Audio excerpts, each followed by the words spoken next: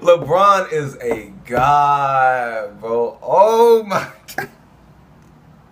The boy is a problem. The man is a problem, and he been a problem for 14 years, bro. Since day one against Sacramento where he had 25.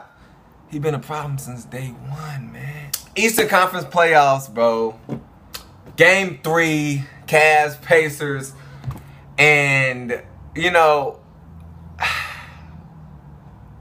it was amazing. LeBron's performance, man, not even just LeBron, bro. The whole Cavs squad performance in general was just amazing. Y'all know what happened. If you watch the game, you know what happened, man. All I can give y'all is my perspective. I remember we was down 26 points.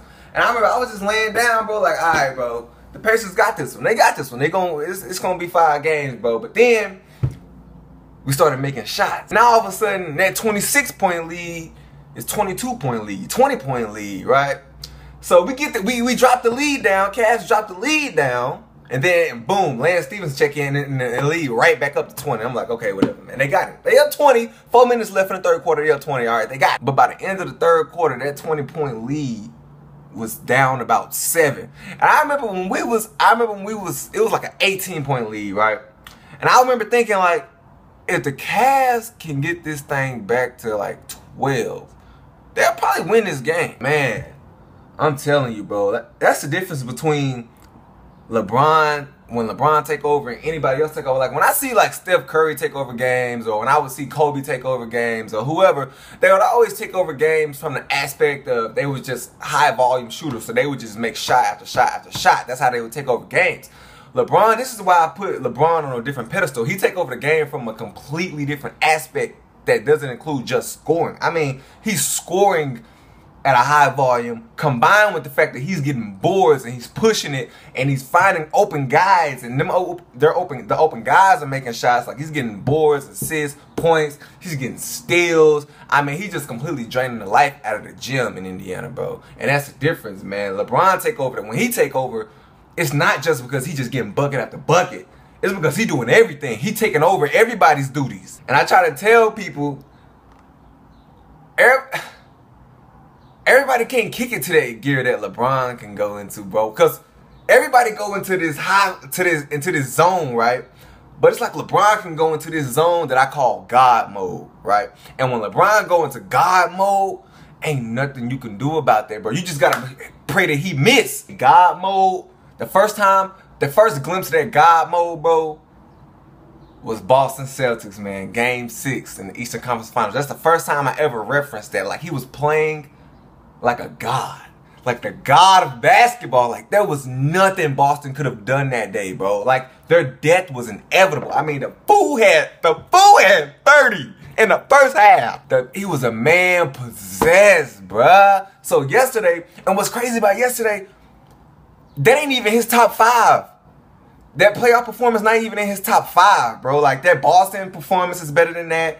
I put like his finals last year, like games 5, 6, and 7, I put those above that. I put that game in Boston above that. Not Boston, but I put that game in against the Pistons above that. It's some in his earlier years. I put some of them Washington games, some overtime thrillers against Washington in his earlier years. I put those games above that.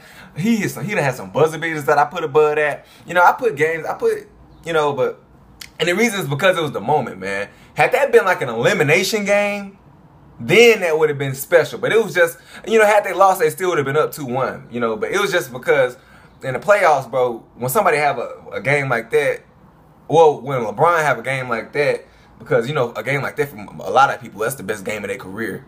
But for LeBron, you gotta, when he drop big stats like that, you gotta factor in the conditions and the scenario behind it. Had he lost that game, they would have still been up 2-0. Had he did this in an elimination game, it would have been some legendary stuff. But the fact that it was the biggest comeback in playoff history, man, that's still something not to sneeze at, you hear me? But anyway, so with the Bulls and the Celtics series, man, I actually saw this game going to at least 6 or 7 games, bro. And the way it was looking for the first 2 games, it wasn't looking pretty for the Celtics at all. Albeit, they dealing with everything with Isaiah Thomas and his situation and stuff like that. So that's understandable. But at the end of the day, they were still down 2-0. However, Rajon Rondo messed around and got a fractured thumb.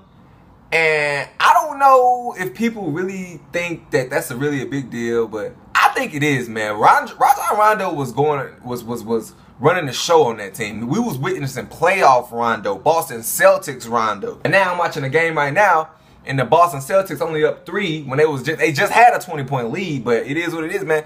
Because at the end of the day, even though Rondo is out, you still got to find some way to stop Jimmy Butler. You still got to find some way to get Lopez off the glass, right? Because he's killing these fools on the boards. And you still got to make your shots. So that series still up for grabs, man. I'm just trying to see what D-Wade going to do. I wonder if D-Wade going to, you know, turn back the clock a little bit. You know what I'm saying? Go back into his bag a little bit. But even though it's 2-0, bro, I feel like this series is far from over. All the Celtics need to do is win this game, bro. Just get it back to Boston, man. Just get it back there for Game 5. Even if you do lose this game, win Game 4 and get it back to Boston, y'all can win Game 5. Because I really do see this game going to 6 or 7. But I done heard people say Boston and Celtics is the worst #1 seed ever, bro. They probably right.